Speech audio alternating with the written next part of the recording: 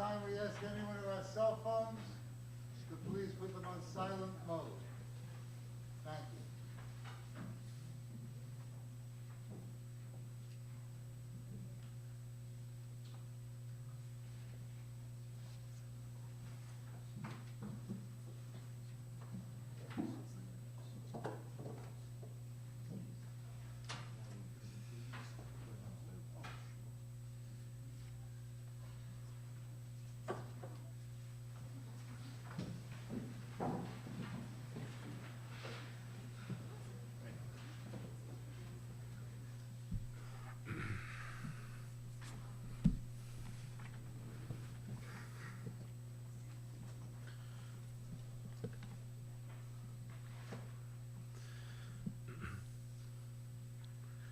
Gathered here this morning to offer Kavod Achron to bid a final farewell to Marty Lebowitz, Mordechai Yehuda ben Moshe.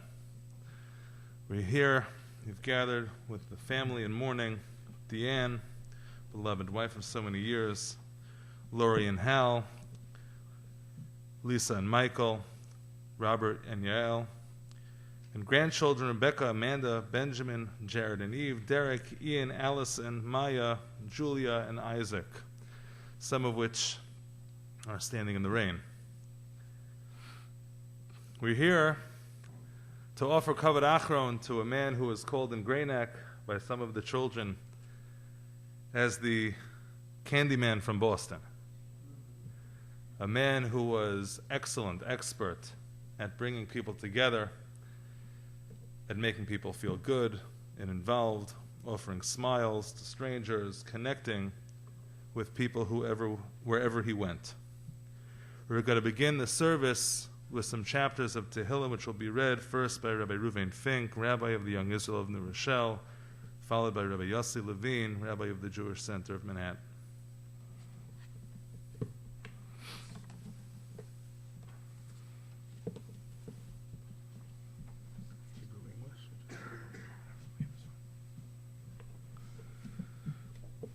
Mizmor LeDavid, Adonai Roi Lo Echsor Ben Ozdesha Yarbitzeni Amei Menuchosi Nahaleni Nafshi Yishovev Yancheni B'Maglei Tzedek L'Ma'an Shemo Gam Ki Elech B'Geit Tzalmoves Lo Iro Ro Ki Ato Imodi Shiftecho Mishantecho Heimo Yenachamuni Ta'aroch Lefonai Shulchon Neged So'eroi Dishanto V'Hashem Roshi Kosi Rivoyo Achto V'Chesed Yerdufuni Kol Yemei Chayoy V'Shavti B'Veis Adonai La'orech Yomim.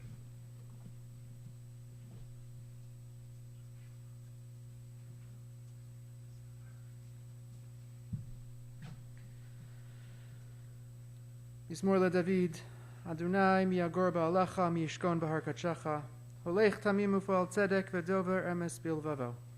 Lo ragala lishano lo asal re'eu ra v'cherpa lo nasal krovo. Nivzeh be'einav nimas v'sirei Adonai yechabed nishma l'hara v'lo yamir. Kaspo lo nasan b'neshech v'shochad lo naki lo lakach. Osa ele lo yimot le'olam.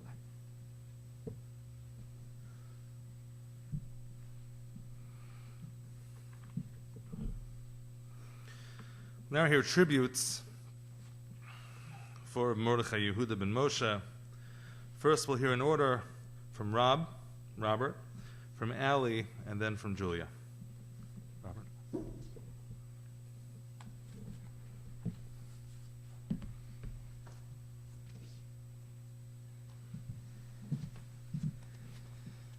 I'm triple vexed. So.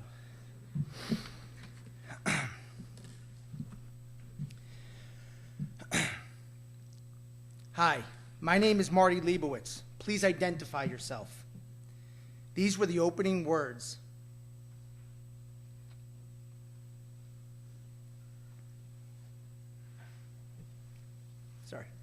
That anyone coming to the Young Israel of Brookline invariably heard.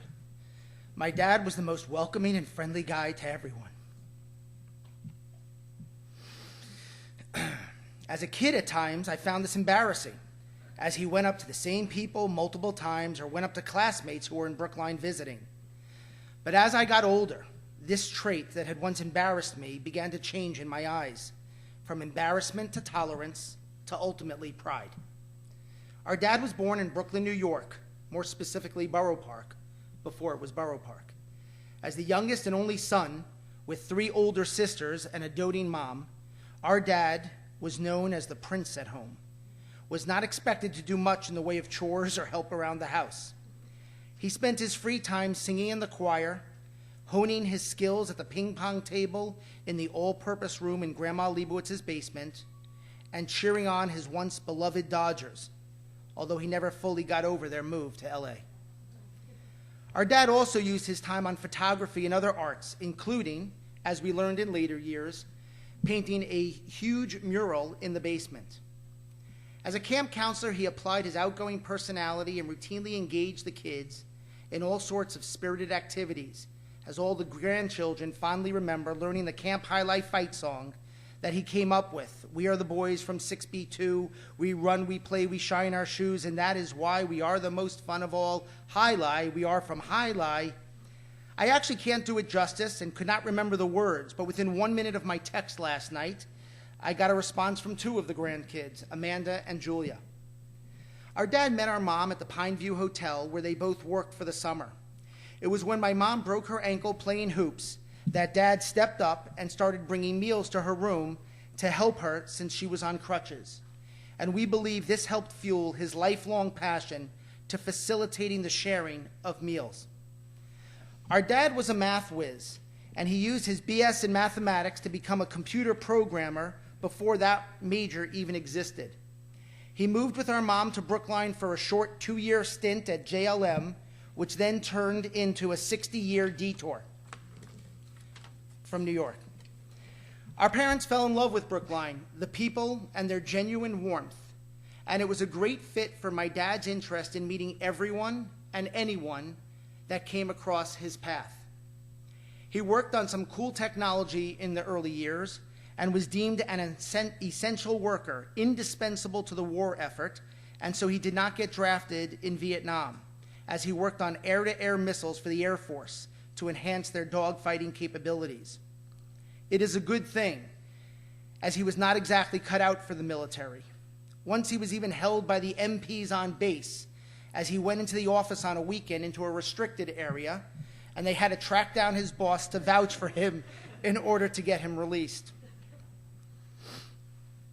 Our dad was always a creative thinker, and seeing the demand for programmers, he saw that as an opportunity to identify and place programmers, and so he started his company, CIS, Computer Interactive Services, that he ran for the next 40 years. He enjoyed meeting candidates, helping them craft their story, and then presenting them and ultimately placing them at companies. Lori, Lisa, and I spent many a Sunday working for our dad, filling out our first timesheets and getting the thrill of going to Dunkin' Donuts down on Boylston Street, back when they made donuts fresh in the stores. He knew everyone. We would walk into the deli or the copy place or the office building, and everyone seemed to know him by name. He was a builder and tinkerer, and he used to build model airplanes and take us to fly them on weekends. He built our family TV set from a kit, and it served us well for 25 years. He even brought home one of the first video games, Pong, and we watched mesmerized as the square cube slowly went across the screen until it hit a paddle and resumed the slow crawl back.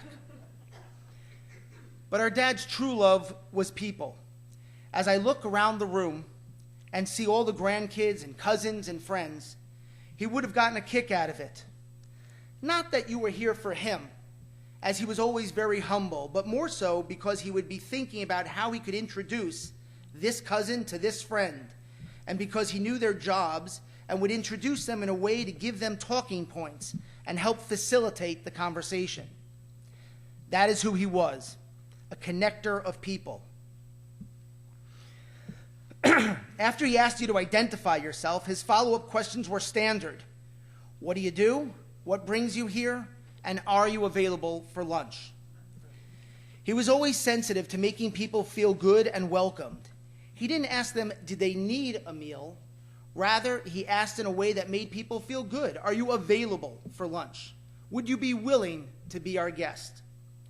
This was always a big thing in Brookline, with many colleges and higher ed schools in the area, and people coming through for the great hospitals, and it helped create and establish Brookline as a warm and welcoming community.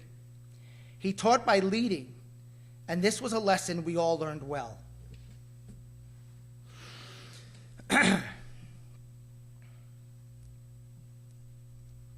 It's a shorter speech without the pauses, sorry. At the Young Israel, he was always involved, but more importantly, getting others involved.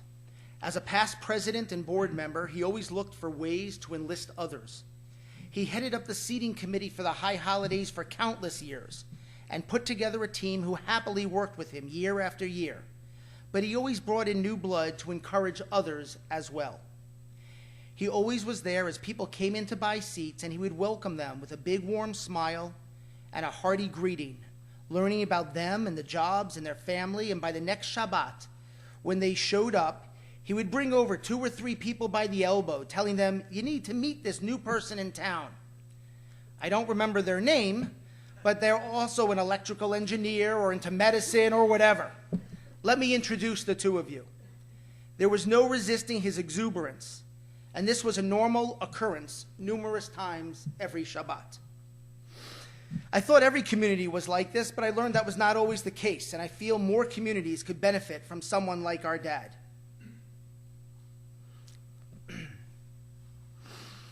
As I got older, and when I met people and they learned I was from Brookline and they had been to the Young Israel, they asked if I was related to Marty. And that embarrassment I had now morphed into pride. And just as we took pride in our dad, I know our dad took tremendous pride in the family.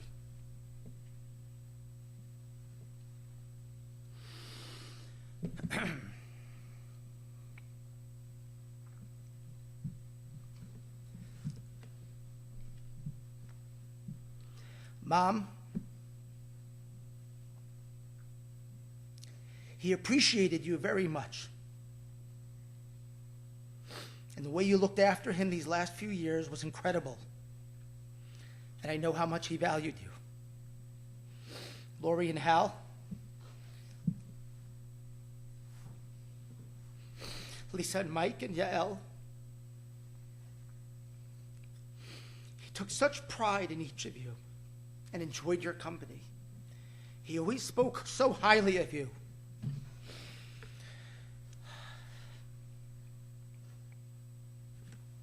This was easier in practice. Your careers, the families you created, and the only thing that surpassed his pride in you were his grandchildren. Whenever we made plans to bring the kids up and meet Grandma and Grandpa in Connecticut, the halfway point, for the transfer, he and Grandma looked forward to it for weeks, and they always made sure the kids had great memories to bring back home.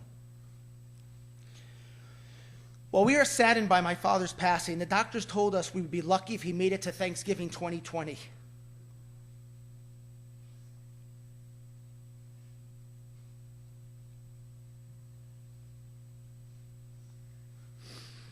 Lori,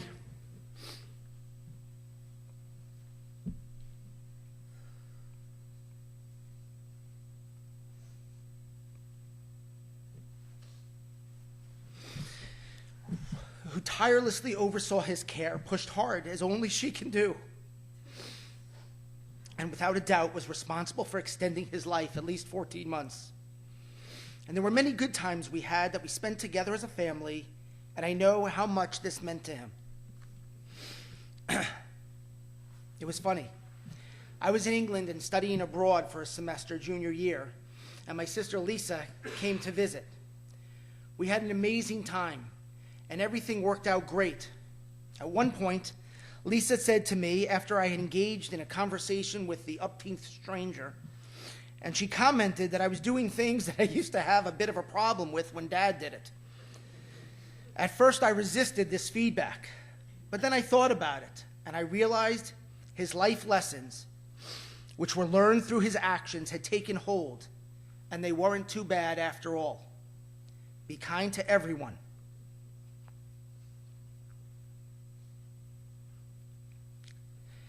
Never miss an opportunity to engage, ask people about themselves, and most of all, listen.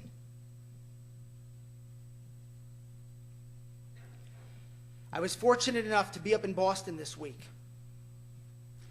and saw Dad hours before he died. We had a good meal. We shared some laughs and some jokes with cousin Michael, who brought my mom back up, and then I packed up to go. Before I left, I went into my dad's room, not knowing this would be the last time I would see him. But I went over and kissed him on his forehead and told him that I loved him.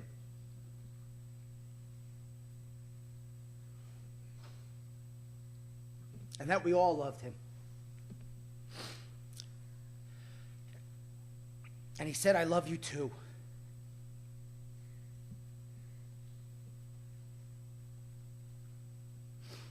Those were the last words I heard my father speak.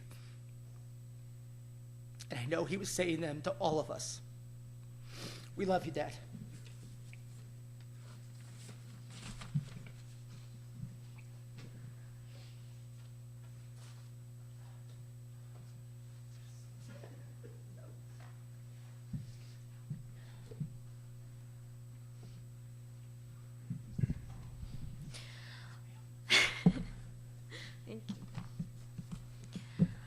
On behalf of me and my siblings, I want to share a few memories that we have of Grandpa. Nearly every winter break while I was in elementary school, Ian and I would take a road trip up to Boston to spend a week with Grandma and Grandpa.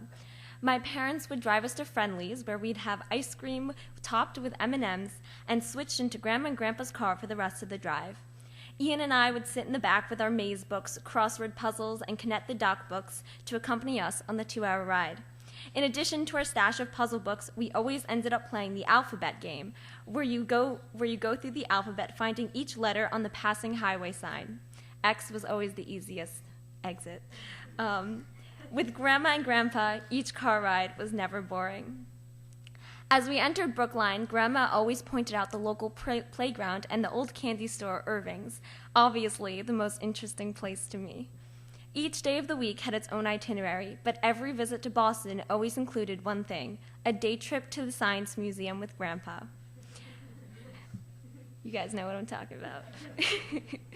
With Grandpa, we would always take the trolley, each time being an exciting adventure. We would play the name game with a random stranger, where Grandpa would request the first letter of their name and have us attempt to guess the rest. We were never any good at it, so after asking for the next and then the next letter, we would give up and the friendly passenger would reveal their name. Times like these remind me of how much Grandpa entertained us from the joy in his heart. As we got out of the trolley and walked across the drawbridge, the first thing you see is a huge T-Rex greeting us with his big toothy grin. After purchasing our tickets for us for the day, of course, being super friendly to the cashier and the other museum goers along the way, Ian and I would race through the museum. We would be mesmerized by the pendulum that supposedly turned with the rotation of the Earth, run up and down across the speedometer to see who was faster, and of course attract the marble balls rolling down the intricate maze spanning the entirety of a spiral staircase and wall. Regardless of the fact that we visited the museum every year, it was always exciting to go. After an eventful day and a relaxing movie, Grandpa would turn on the TV to watch the news. And though Grandma suggested we go to sleep, Ian and I always joined Grandpa on the couch to watch the evening segment. These trips to Boston, getting a chance to spend time with my grandparents, made them fun and forever memorable. Besides those trips, there are a couple of things about Grandpa that will stick with me forever.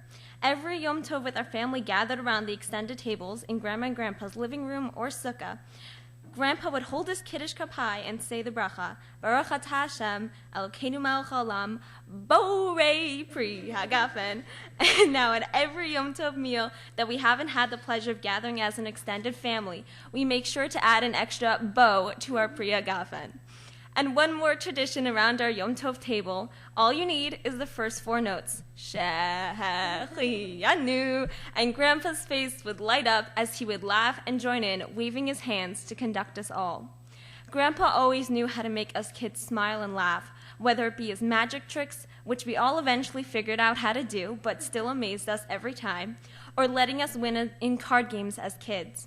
His favorite card game was Sevens, which I'm still not sure if he actually made up or not. He always enjoyed watching us cousins play their games and never missed an opportunity to take a quick nap while reading the paper. Grandpa was a loving, caring, and one-of-a-kind grandfather. I'll miss the big hugs, the wet kisses on the forehead, the trolley rides, the visit to Trader Joe's, and watching the news on TV before bed.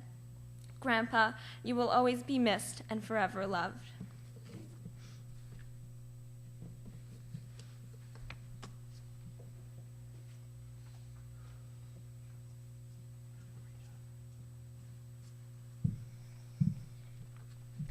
Hiya, Cookie.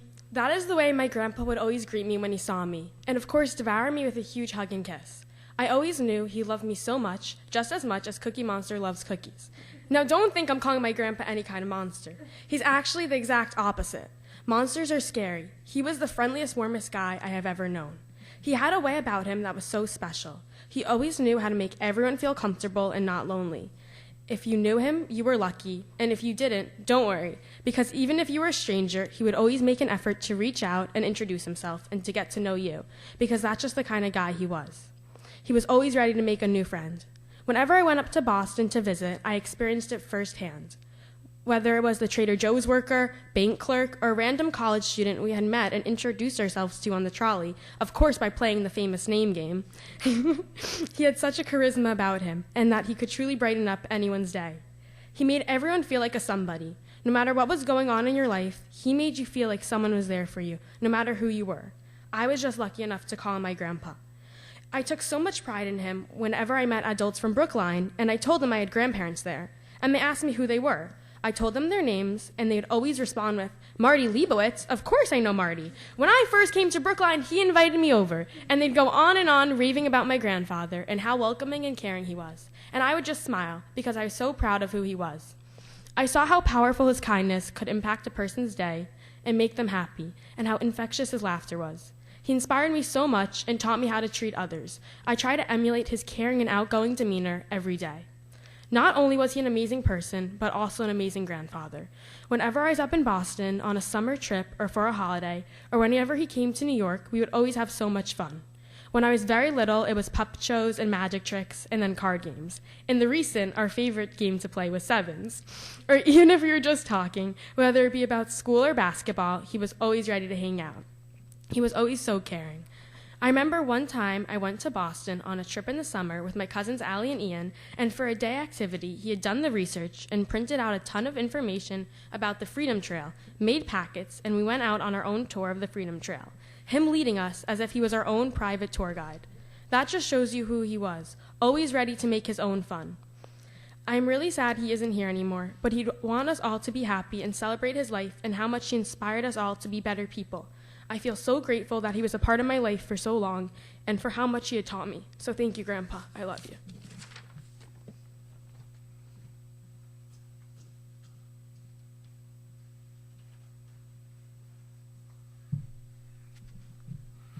Peer pressure. You already heard about a brilliant man, a man who is a major mathematician, a computer programmer before there were computers. What was not mentioned is that the specific industry that he was in that made him an essential worker, he was involved in the creation of surface-to-air missiles. He was literally a rocket scientist. But there was another area in which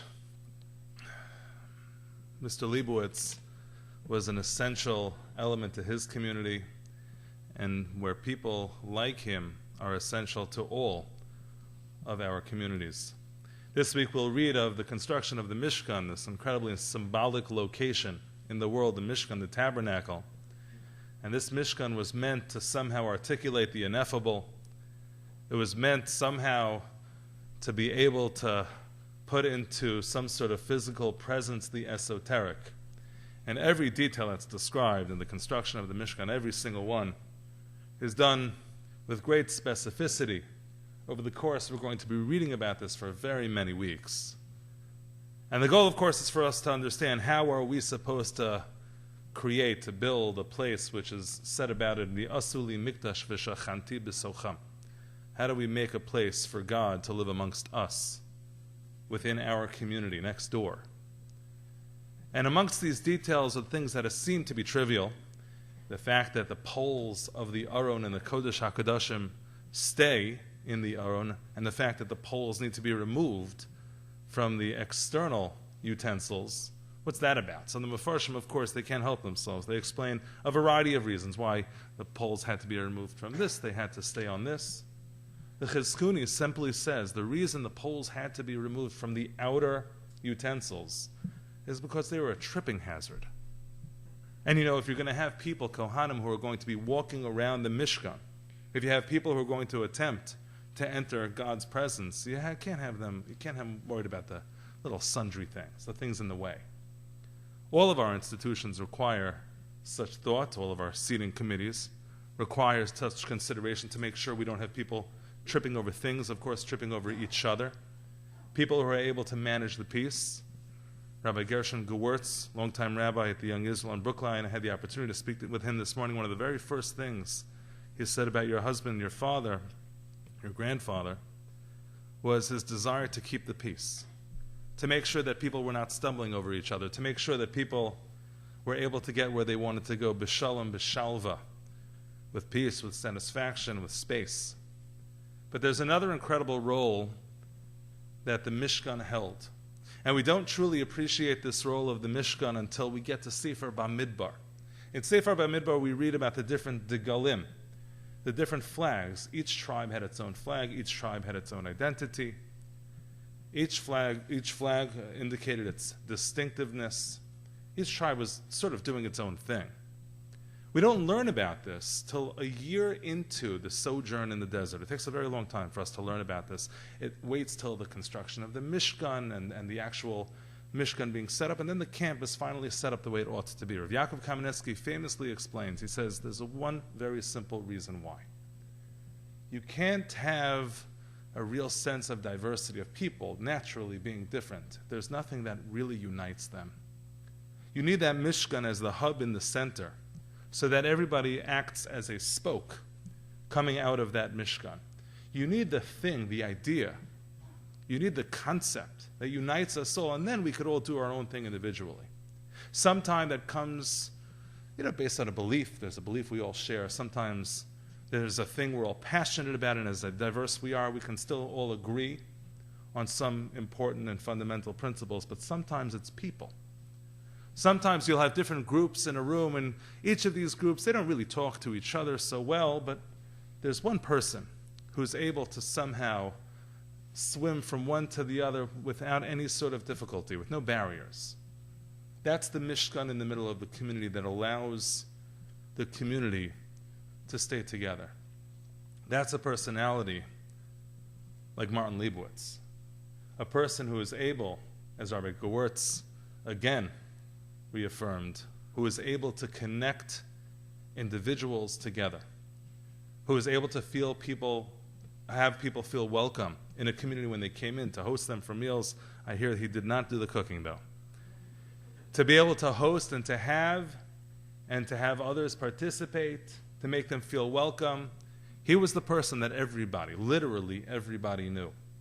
He was the person that connected you to community. He was that Mishkan that stood amidst many, many, many different tribes.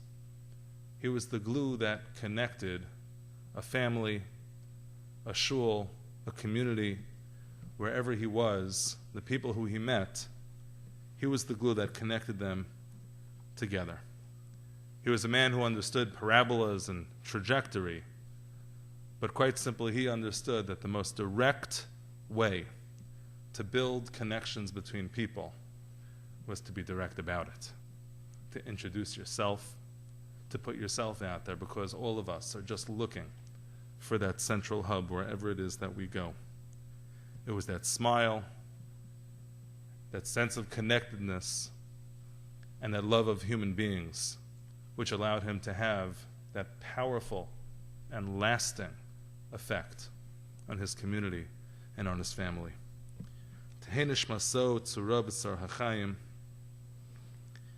We join with the family in mourning over this man, and hopefully we will be able to learn from these lessons and bring them to our own communities to connect people who are so divided, people who might not be in attendance at all. The interment will be in New Montefiore Cemetery. The Shiva is a little bit complicated, first in Great Neck, and then it moves on to Manhattan, and then to Boston. Please check your email for all of the details there. No one's going to remember it if I list it anyway. We'll now say the Kelmale Rachamim. Following the Kelmale, we'll have the designated pallbearers come up to transport the mace to the hearse outside, and we will follow. Please rise.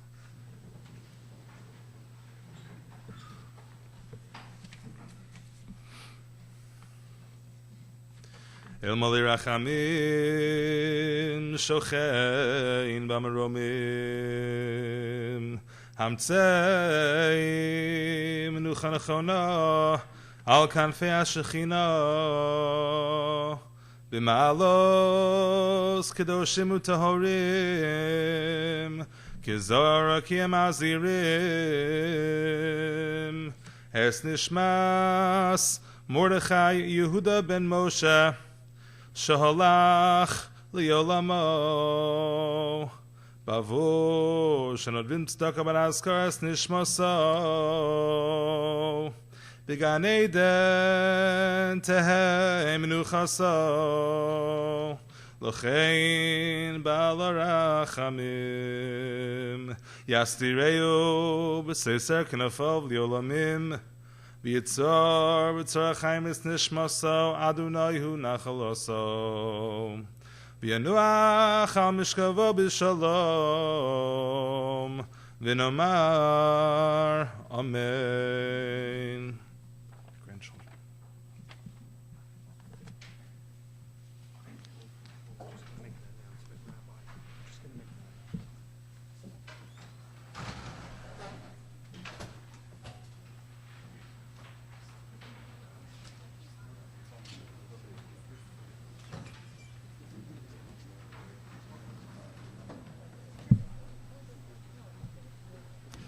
Ladies and gentlemen, our services are now concluded. At this time, we wish to express our condolences to the immediate family and to friends and relatives.